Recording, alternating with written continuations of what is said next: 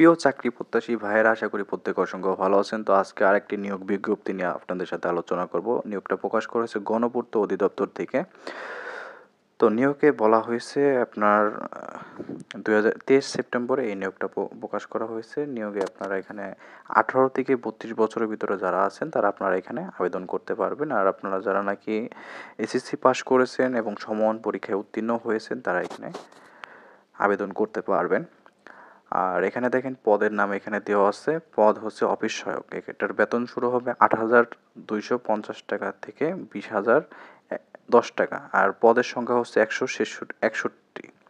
আর শিক্ষা যোগ্যতা যে কোনো স্বীকৃত বোর্ড হইতে মাধ্যমিক ও স্কুল সার্টিফিকেট ও সমমান পরীক্ষায় উত্তীর্ণ যারা তারা আপনারা এখানে আবেদন করতে পারবেন। আর দ্বিতীয় যে পদটা আছে সেটা হচ্ছে প্রহরী পদ।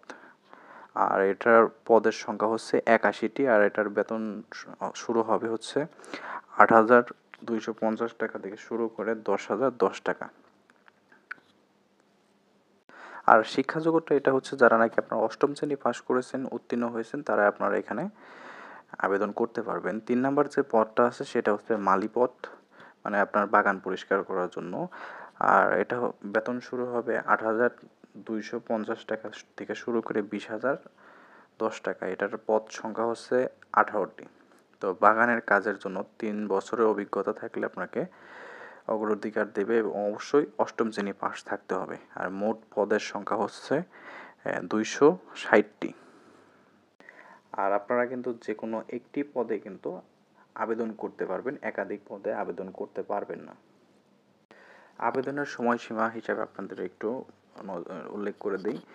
আবেদন শুরু হচ্ছে 1/10/2025 সকাল 10 ঘটিকা থেকে। আর আবেদনের শেষ সময় হচ্ছে 31/10/2025 বিকাল 5 ঘটিকা। এর আগে আপনাকে এখানে আবেদন করতে হবে।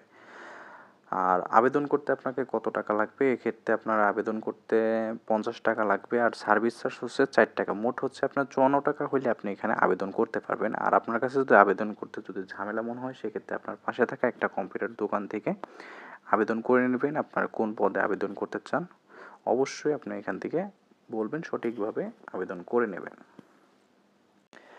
আবেদন প্রক্রিয়া শেষ হওয়ার পর আপনাকে এসএমএস এর মাধ্যমে সম্পূর্ণ কিছু আপনাকে জানানো হবে। আপনার অ্যাডমিট কার্ড কীভাবে কী করতে হবে, আপনার কখন পরীক্ষা হবে, সম্পূর্ণ কিছুই এসএমএস এর মাধ্যমে জানিয়ে দেওয়া হবে কোথায় পরীক্ষা হবে। আপনারা 64 জেলা থেকে আবেদন করতে পারবেন, আপনার নিজ নিজ জেলা থেকে। আপনি যদি লিখিত পরীক্ষায় উত্তীর্ণ হন, মৌখিক পরীক্ষার সময় অবশ্যই কিন্তু আপনার নাগরিক সনদটা কিন্তু আপনাকে উঠাতে হবে। আর অবশ্যই কিন্তু সত্যায়িত করে নিতে হবে আপনার কাগজগুলো সত্যায়িত করে অবশ্যই আপনার মৌখিক পরীক্ষার সময় সাথে করে নিয়ে যাবেন। এই ছিল আজকের ভিডিওটি যদি ভালো লাগে অবশ্যই একটা লাইক করতে পারেন।